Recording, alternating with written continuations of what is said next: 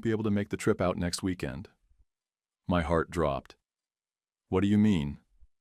"The wedding's next Saturday." "I know, Alan. But with your dad's back acting up and gas being what it is, it's just not a good time. It's a 3-hour drive. From Ohio to Chicago. I could do that in my sleep." "What about Rachel?" I asked. "Is she still coming?" "She's got big plans, sweetheart. A girls' weekend she can't cancel." I offered to pay. Hotels, gas, whatever they needed. She shut me down before I could finish the sentence. "We'll celebrate when you're back. Just us. Somewhere nice. Somewhere nice. Not my wedding. Just somewhere." I didn't say goodbye. Just ended the call and stared at the RSVP cards like they might change on their own. 3 empty seats at the front row, all marked reserved. Their names printed in gold cursive. My fiancée Teresa had ordered them weeks ago. That was supposed to be the part that made me proud. Showing her family that mine was just as present, just as solid. And now? They weren't even coming. Before we continue, tell us in the comments, what city or country are you listening from right now? And let's continue. I sat there for maybe 10 minutes. Couldn't move. Couldn't breathe right. I texted Rachel. "Hey, are you really not coming?" 3 hours passed. Then she hit me with, "Sorry, bro." Life's crazy. Hope it's magical. Heart emoji and all. Magical. I stared at that stupid emoji like it might punch me in the face. Teresa had just left for her bachelorette weekend in Lake Geneva. She was probably laughing with her friends right then. She had no idea I was sitting alone in a silent condo, wondering what the hell I did to deserve this. I wanted to believe there was more to the story. Maybe they'd changed their minds. Maybe they were messing with me and planning to show up anyway. I tried to believe that for a minute. Then I remembered graduation. How they missed that too. My promotion dinner. The time I got hospitalized and they didn't come. I remembered all of it like it just happened. And then I did what I always do. I got up, cleaned the kitchen, and told myself to suck it up, because that's what I was raised to do. That, and stay quiet. But not this time. I walked to the fridge, yanked it open, grabbed a beer, and slammed the door so hard the magnets fell off. I drained the beer, grabbed another, and ended up in the tub with the bottle still in my hand. No bubbles, no music, nothing fancy. Just hot water and silence. I sat there staring at the faucet like it owed me answers. I kept thinking, why am I surprised? This wasn't the first time they didn't show. College graduation? My dad skipped it for a bowling tournament in Sandusky. Mom said he couldn't reschedule because his team really counted on him. The man couldn't even bowl a clean game, but somehow that beat watching his son walk across a damn stage. My job promotion dinner? Mom bailed because Rachel had a dentist appointment the next morning. Not even during the dinner, just the next day. And when I told her it hurt my feelings, she laughed and said, "Alan, it's not like this is the Oscars." I sank lower in the tub, water up to my neck. I wanted to call Teresa, but I didn't want to ruin her weekend. She deserved one happy thing before all this came crashing down. But I still hit the call button. From the porch this time. She picked up on the 3rd ring. I could hear laughter in the background, music, maybe someone pouring drinks. "Hey, babe," she said, all soft and sweet. "Everything okay?" I paused, then forced it out. "They're not coming." She didn't say anything for a moment, just silence. Then I heard her walk away from the noise, probably stepped outside. "Your parents?" she asked. "Yeah," said gas is too expensive and Dad's back is out. Rachel's got plans. Another pause. Longer this time. "Alan." Her voice changed. Lower. "They just drove to Nashville. Last weekend. For your sister's birthday." I stopped breathing. My hand clenched the porch railing. "What?" I asked. "They posted pictures. Your mom and dad with Rachel. At a rooftop bar. New outfits. Cake. The works." I didn't know what to say. My jaw clenched so tight it hurt. I'd offered to cover everything: hotel, gas, food, whatever they needed. And they still found a way to say no, to me. But for Rachel, they made a road trip out of it like it was nothing. It was never about money. Not once. They've made their choice, Teresa said gently now. You don't have to keep trying. I didn't answer. I was too busy feeling like an idiot. I'm sorry, she added. I nodded even though she couldn't see it. We'll still save them seats, I said. Front row. She didn't argue. She just said, okay. But I knew she didn't believe they'd come either. I hung up and went inside. I didn't sleep that night. I lay on the couch with the TV on mute, watching the ceiling fan spin like maybe it'd point me in the right direction. My chest felt heavy, like all the weight I'd been carrying finally slid into one spot and sat there. I thought about calling my dad, maybe to beg one more time. But then I remembered how he used to say, "Don't ever chase people, son. If they want to be there, they will." Guess he didn't mean that for himself. By morning, I'd already decided. I'd give them until the last minute. I'd keep those damn seats open and hope for a miracle, even if every part of me already knew. Morning came fast. I barely slept. I'd been up since before sunrise, pacing the hotel room, drinking cold coffee, checking my phone like a fool waiting for a message that wasn't coming. Teresa's brothers picked me up around 10. Big guys, loud, full of jokes. They brought bagels and made fun of how pale I looked. I laughed because it was easier than explaining why my stomach was in knots. The ceremony was at noon. Lakefront venue, clear skies, just enough breeze to keep the heat off your neck. The kind of day people dream about when they plan a wedding. Everything ran like clockwork. Flowers were perfect. Food showed up on time. Even the sound guy got the music right on the first try. No screw-ups, except for the 3 front-row chairs on my side. White bows, polished wood, and each one had a printed place card with their names on it. Mom, Dad, Rachel, all untouched. Empty. I stood up front next to my best man, Ethan, pretending like it didn't gut me. Teresa's side? Packed. Her uncles cracked jokes with the photographer. Her aunt straightened my tie, fixed a wrinkle in my jacket, told me I looked nervous and brave at the same time. Teresa's mom gave me a tight squeeze and whispered, "We're proud of you." I didn't know what to say. No one had ever said that to me on a big day before. Then the music changed. I turned, and there she was. Teresa looked like something straight out of a movie. Dress flowing behind her, smile calm but locked on me like she knew I needed it.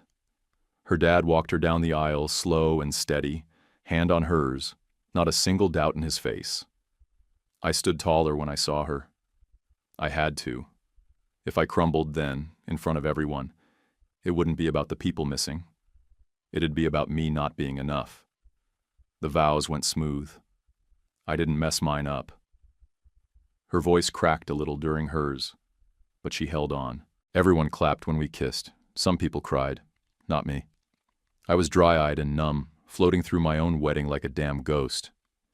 At the reception, Teresa's brothers ran the show. They moved tables, coordinated with the DJ, kept the drinks flowing. Her aunt pinned up her hair when it started to fall loose from dancing. Her cousin sewed a button back onto my tux jacket after it popped. They all showed up in ways that didn't need announcing. Just steady, quiet, present. Dinner came and went. I made my rounds, shook hands, smiled for pictures, held Teresa's hand like a lifeline. I looked over at those empty chairs so many times I lost count. Each glance felt like a punch. The photographer finally asked if we wanted to move them before he took the family shots. I told him no. Leave them. Let them sit in the frame like they mattered, even if they never bothered to show. Then came the cake. I cut it slow, handed Teresa her piece, and turned to grab mine. That's when Ethan stepped up beside me, phone in hand. He looked uncomfortable, like he didn't want to ruin the night, but knew I needed to see it. "Man," he said, "you need to see this." I took the phone. Facebook was open. My cousin Maya's profile. Her post said, "Franklin Family Cruise 2025. Blessed to be together." The picture hit me like a damn brick. They were all there. My mom in a straw hat, drink in hand. Dad with a fresh tan and a Hawaiian shirt that looked brand new. Rachel in a sundress with a fruity drink, flashing peace signs next to some guy I didn't recognize. A damn group shot on the deck of the ship, all smiles and sunset lighting. The caption didn't even try to hide it. They were proud of being there. Proud of not being here. Same exact time I was saying I do, they were floating in the Gulf of Mexico sipping piña coladas. I gave Ethan his phone back and just stood there, staring at the cake like I couldn't remember how to move. Teresa saw my face, came up and whispered, "What happened?" I didn't answer. Couldn't. She followed my eyes to the 3 empty chairs and got it without a word. Someone shouted for a toast. The DJ called us to the dance floor. I smiled through it, clenched my jaw, danced with my wife while something inside me cracked like glass under pressure. I don't think anyone else noticed. Later that night, after the music died down and the guests thinned out, I found myself back in the coat room, alone. Not even hiding, just trying to breathe without shaking. Teresa came in with a slice of cake and a glass of bourbon. She didn't say anything, just sat down next to me and put her head on my shoulder. I looked at her and said, "They really chose a cruise." She nodded. "Yeah, they did." Teresa just whispered, "I'm so sorry." I didn't answer. I couldn't. My hand was locked around the phone like it was part of me. She reached over and set the bourbon next to me, the cake too, untouched. I sat there scrolling with my thumb, each picture sharper than the last, my mom on the deck, drink in hand, grinning like she'd just won the lottery. My dad leaned back in a beach chair, gut out, shades on. Rachel in the center of a group selfie, throwing up peace signs like a teenager. None of them looked guilty, not even a flicker of shame. They looked relaxed, happy, like nothing about that weekend mattered outside of their cruise buffet and endless drinks. Then I hit the video. It was taken in one of the ship's ballrooms. Fancy lighting, white tablecloths. My dad stood with a glass of champagne in one hand and a mic in the other. His voice was crystal clear. "To family," he said, "the ones who really matter." A few people clapped. Rachel laughed off to the side. Someone yelled, "Amen!" in the background. I watched it twice. The second time I didn't blink. My jaw locked up, tight enough to pop. That was it. That was the worst one. Not the photos, not the missing seats. That damn toast. My dad had the nerve to raise a glass to family on the exact day he ditched his son's wedding. And not only that, he made it clear I wasn't included in that sentence. Not even close. I handed the phone to Teresa, or maybe she took it. I honestly don't remember. I buried my face in my hands and sat like that until my palms went damp with sweat. I wasn't crying. I was too far past crying. I felt heat behind my eyes, sure, but what was building in me wasn't sadness. It was fury. I'd spent weeks planning this wedding, making sure everything was perfect, budgeting, organizing, giving them every opportunity to show up. I paid for a hotel block they never used. I called twice to offer gas money. I sent the invites myself, with handwritten notes, like an idiot who still believed they gave a damn. They never even considered it. They were packing flip-flops and sunscreen while I was folding place cards with their names. Teresa leaned her head against my shoulder. She didn't talk. Just sat there with me, quiet, steady. Eventually, I picked up the bourbon and drank the whole glass in one go. It burned going down, but not enough. "I feel like a damn joke," I said. "You're not," she whispered. "They are." I nodded, but it didn't help. The phone started buzzing again. Not calls at first, just notifications. Facebook tags, comments, posts from extended family gushing over the trip. So grateful for this time together. Franklin's forever. Nothing better than family. I turned the phone off, dropped it face down on the floor. Didn't matter.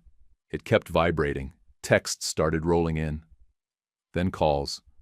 I powered it off completely, but even in the silence I felt it buzzing in my head.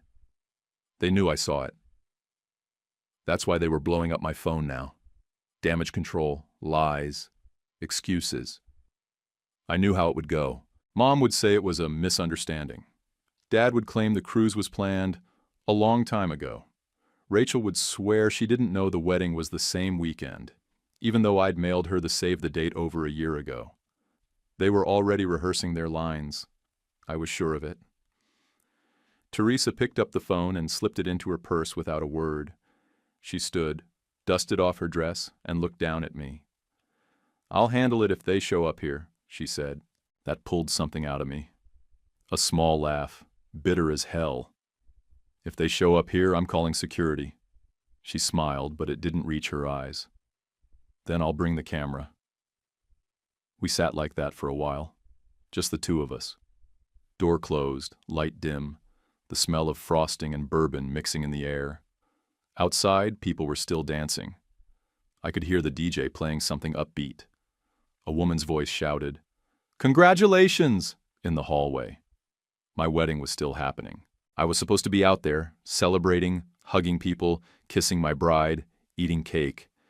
But instead, I was in a coat room, holding onto a bourbon glass and trying to figure out how to erase the image of my dad toasting to the ones who really matter. When I finally stood, I didn't feel lighter, just more clear. I wasn't going to beg anymore. I wasn't going to keep pretending they were just complicated or busy. They chose that ship.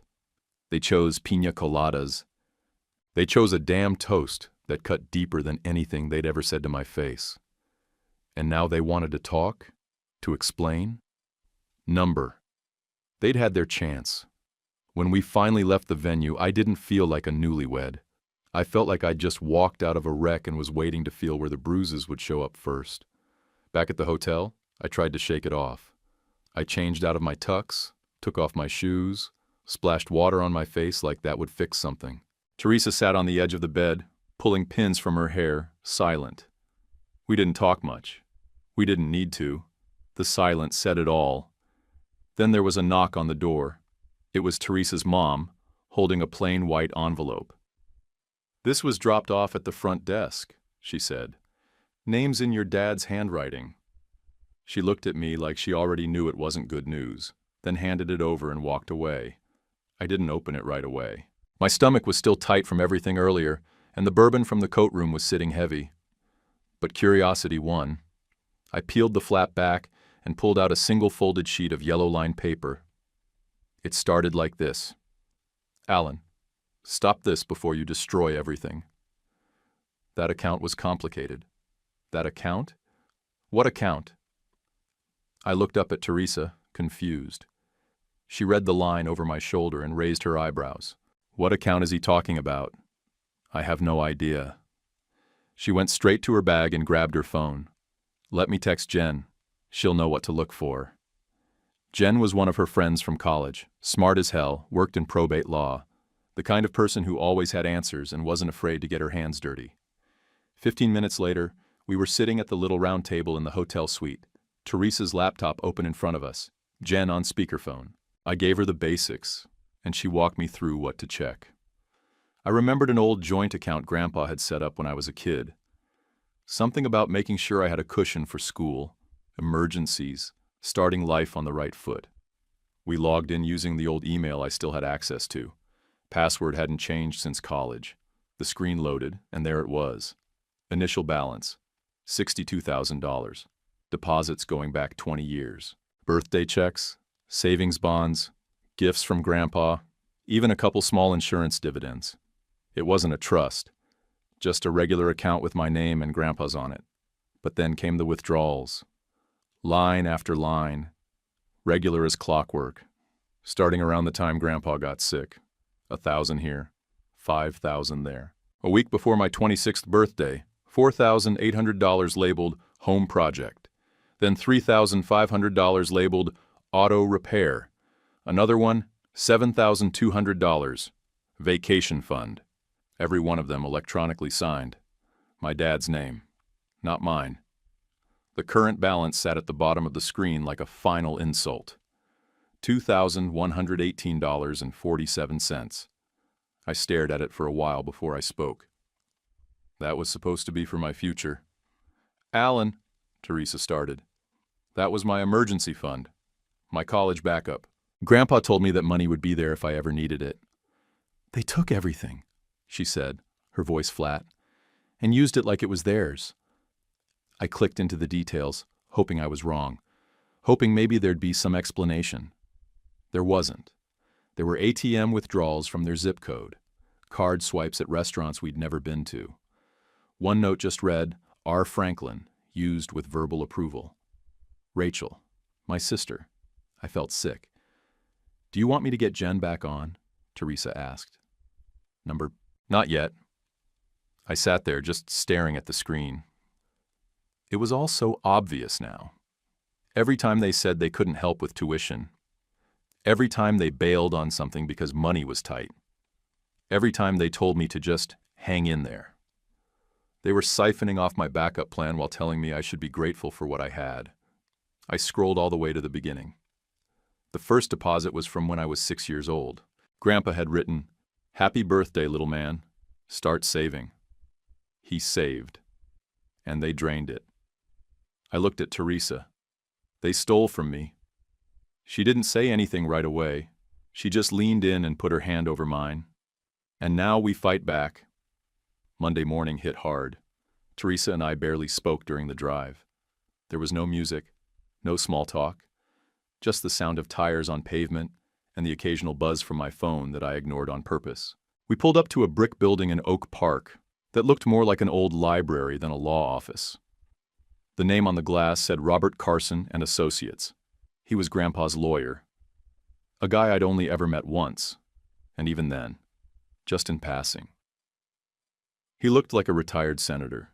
Gray suit, straight posture, hands folded like he'd been waiting for us all year. We shook hands, sat down in front of his big mahogany desk, and he didn't waste a second. "Alan," he said, "your grandfather left everything to you." The words didn't even register at first. I blinked. "Everything?" Carson nodded. "Yes, the house, the rental properties, the stock accounts, it's all yours.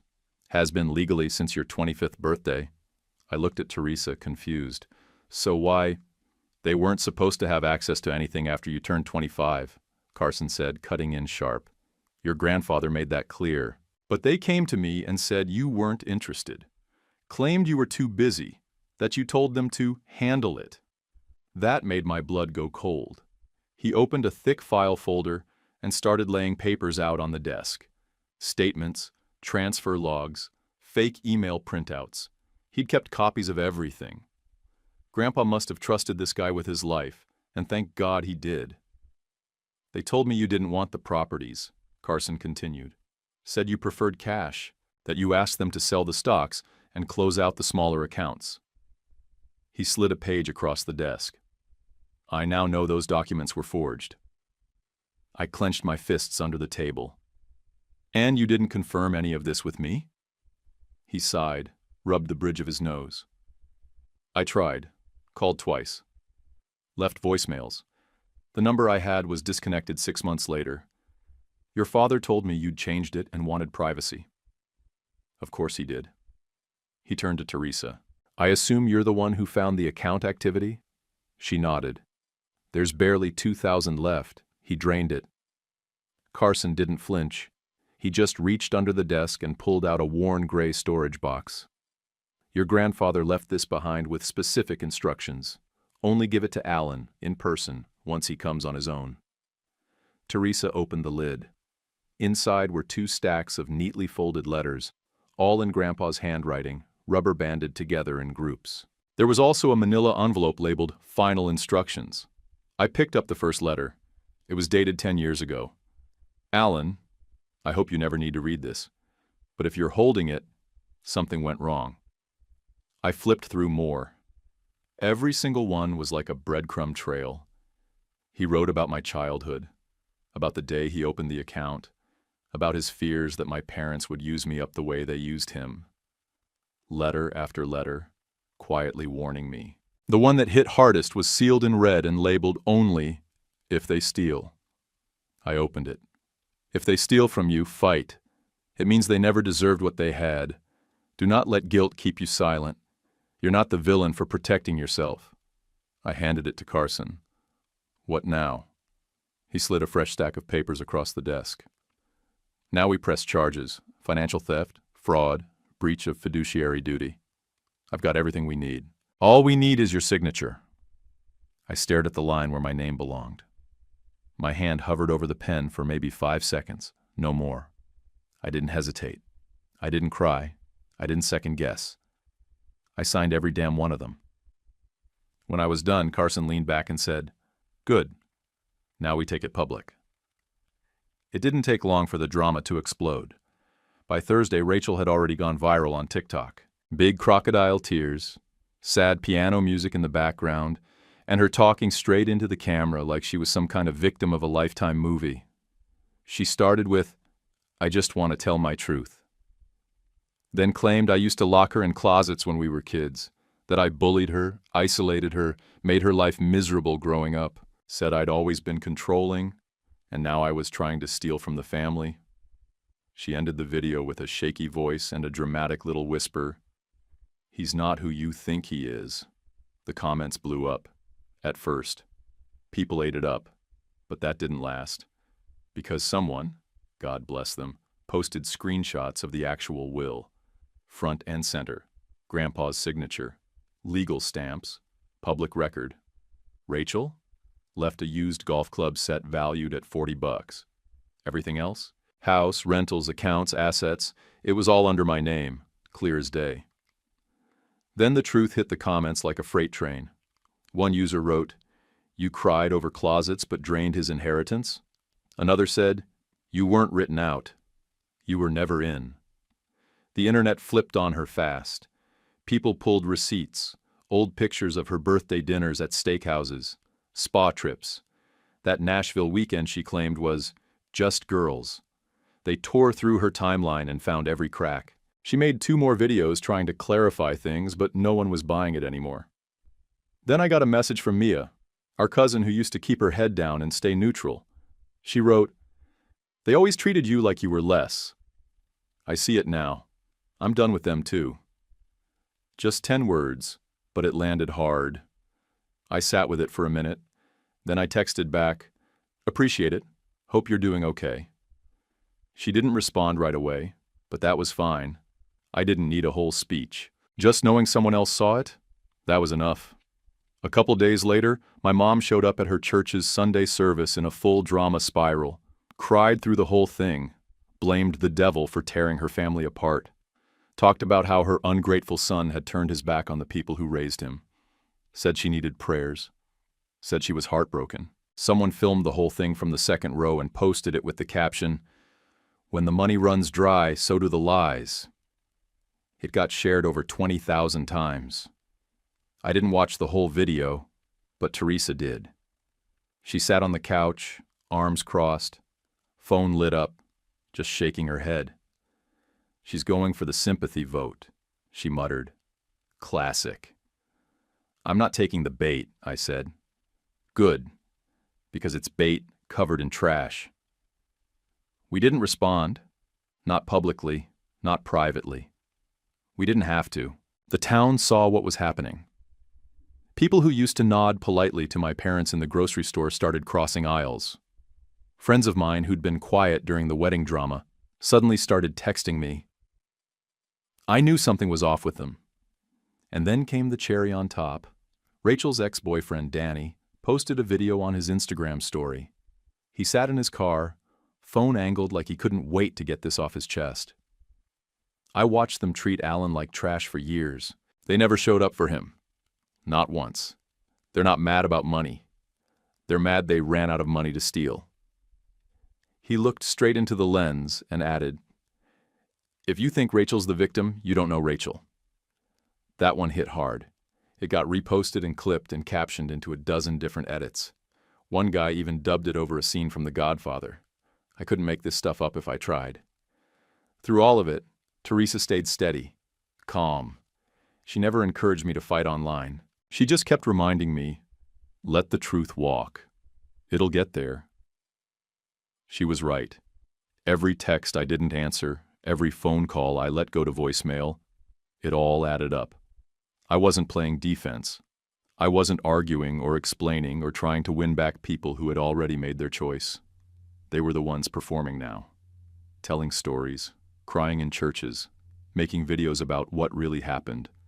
But the will said what happened. The bank log said what happened. My grandfather's letters, they screamed it. And everyone else, they were finally starting to listen. The fallout went quiet for a couple days. I thought maybe they'd finally backed off. Maybe the internet embarrassment did what it needed to do. But Wednesday night, just after 11, our doorbell camera pinged. Teresa and I were in bed, lights off, watching some dumb cooking show in silence. She paused it and checked her phone first. "Alan," she said, sitting up. "Someone's at the front door." I grabbed mine and opened the app. There he was, my dad. He was hunched over our front door, swaying, trying to shove a damn credit card into the lock like he was breaking into a cheap motel. He looked drunk out of his mind, slurring something we couldn't make out, dressed in a wrinkled t-shirt and shorts that didn't match. My jaw clenched so tight it popped. Teresa didn't even blink. She hit the intercom through the app and said, clear as day, "You have 10 seconds to get off our porch before I call the cops." He turned toward the camera, middle finger raised. "You think this is over? You don't get to do this to us." I was already dialing. By the time the police showed up, my mom was there too, screaming from the sidewalk, hair a mess, arms waving like she was auditioning for a soap opera. And Rachel, she stood across the street, filming the whole thing like some warped reality TV director, panning between the flashing lights and her sobbing mother like she was catching the moment. The cops didn't hesitate. They pulled my dad off the porch, cuffed him, and loaded him into the back seat of the cruiser without saying much. He didn't fight, just kept yelling about what I owed him and how I was poisoned by Teresa. My mom wasn't done, though. She pushed past the first officer and stood at the edge of our yard, screaming at the top of her lungs, "You're destroying this family! Look what you're doing! You're tearing us apart!" I walked out barefoot, didn't even put on a shirt. I stopped halfway down the driveway and stared her straight in the face. "No," I said, loud enough for Rachel's phone to pick up clear audio. "You destroyed it when you picked a cruise over my wedding." She went quiet, just for a second, like the words slapped the air out of her. Then she turned to Rachel and cried harder, hoping it'd play better on video. I turned around and walked back inside. Later that night, while I was cleaning up the living room, Rachel sent a text. "I need to talk to you, alone." I almost ignored it, but curiosity won. I met her the next afternoon at a coffee shop near my office. Public place. Neutral ground. She showed up in full damage control mode. Hair done, makeup perfect, trying to look calm, but her hands kept twitching around the straw in her drink. She didn't even bother with small talk. "You ruined everything," she snapped. "I'm getting married next year, and now the money's tied up. I don't even know if I'll get the venue deposit back." I stared at her like she'd just spoken a foreign language. "You're worried about your wedding venue?" "Don't twist this," she said. "You're blowing everything out of proportion. This was supposed to be handled in the family." I took a sip of my coffee, let the silence hang a little. "Use your own inheritance," I said. She blinked. "What?" "You know, that $40 golf club set Grandpa left you." Her mouth opened, but nothing came out. I stood up, dropped a 5 on the table, and walked out before she could find words. She didn't follow. The next day, our lawyer had the papers delivered, civil and criminal. Theft, fraud, misrepresentation. Every signature backed up with evidence, every claim airtight. Teresa poured us each a shot of whiskey that night. No toasts, no speeches, just a long exhale and the sound of glasses tapping once. After that, my phone never stopped buzzing. Calls, texts, voicemails all back to back, some from blocked numbers, others from relatives, just wanting to talk or hear my side. I didn't answer a single one. I wasn't interested in explaining myself anymore. Not to people who'd watched this circus for years and only had something to say now that the money train was gone. For the first time in my life, I felt still. Not good. Not happy. Just calm. Like everything that had been pressing down on me was finally off my chest, and I could breathe again without asking for permission. 2 Saturdays later, I stood on the porch of the house Grandpa left me, waiting for the cars to pull up. The invitations were clear. Extended family only. No parents, no Rachel, no second chances. They came in slow.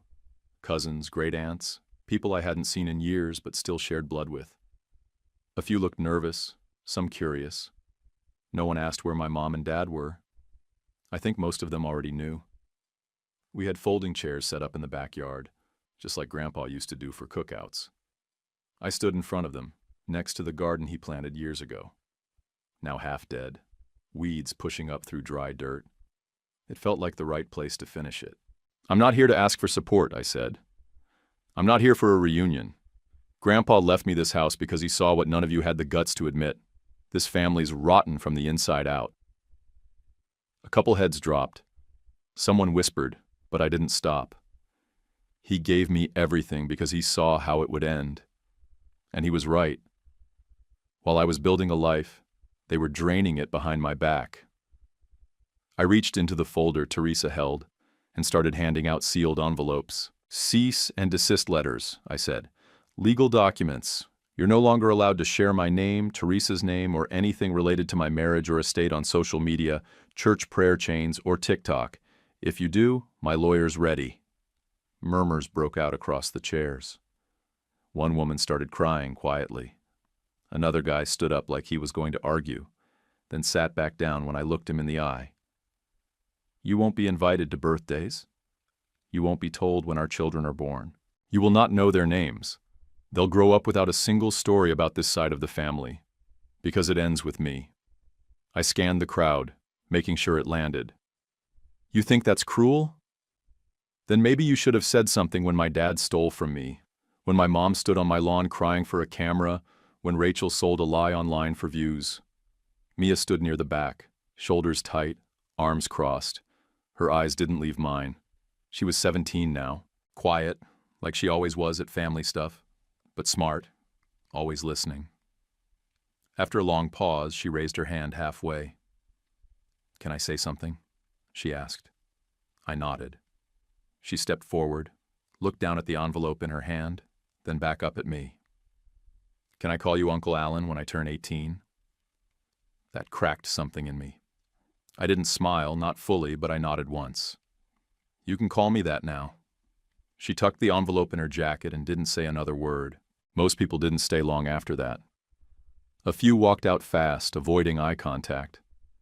Some hugged each other quietly before leaving, like they knew this was the last time we'd all be in one place.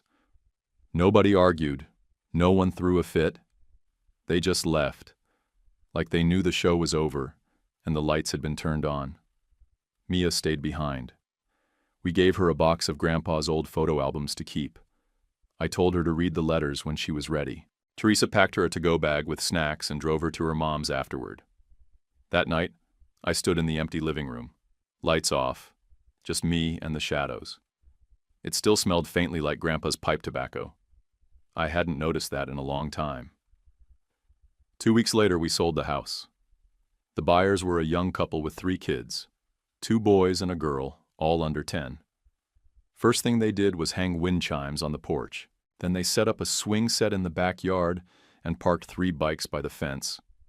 Every time I drove past after that, it looked less like his house and more like something new, brighter, louder, alive again. Grandpa didn't just give me money. He gave me the only thing I'd never had growing up, an exit, a way out, a future without them. 1 year later, on a sunny Tuesday morning, Teresa and I walked into City Hall wearing jeans and matching sneakers. No guests, no cameras, no big plans. Just the 2 of us and a judge with a tired smile. We stood in front of him, hands clasped, reading vows we wrote the night before over takeout. No drama, no lies, no empty chairs, just peace. Afterward, we grabbed burgers and milkshakes and went home. That night, her parents hosted a little dinner at their place. Nothing fancy. Grilled chicken, salad, a bottle of wine her dad had been saving. He raised his glass toward me and said, "To Alan, the son I never had." I didn't say anything, just nodded and clinked glasses. My throat was too tight to speak. Later that night, back home, I pulled out the final letter from Grandpa, the one labeled, "Open when you're finally free." It was short. A single page, written in shaky pen. Don't let their guilt shape your future. You've earned your joy. Let it shine so bright it blinds them. That was it. No stories, no guilt, just freedom, spelled out in ink. A few weeks after that, Rachel's lawyer emailed mine, said she was planning a wedding and struggling with expenses. Asked if I'd consider helping with some of the costs for the sake of healing. I mailed a check for $50. Memo line said, "Same as you gave me." It was never cashed. Teresa laughed when I showed her, said I was too generous. Life moved on. We named our daughter June, after Grandpa's sister, the one he always said told the truth, even when it made people uncomfortable. She came out with a full head of hair and a stare that already looked like it didn't take crap from anybody. Teresa's mom makes soup for us every Sunday. Always the same table, same laughter, same seat saved for me with the best bowl. She never says it, but I know it's her way of reminding me I'm part of something better now. No one has to be convinced to show up. They just do. That's the rule now. Family shows up. And me? I show up too. Not out of duty or guilt, but because I finally can. Because this version of life, the quiet, honest, drama-free kind, it's what I fought for, and I'm not letting it go. Would you have sent Rachel that $50 check, or ignored her completely? Drop your answer in the comments. And if you're still listening, hit that like and subscribe button now. YouTube picked this for you. Tap it. Let's see if they guessed right.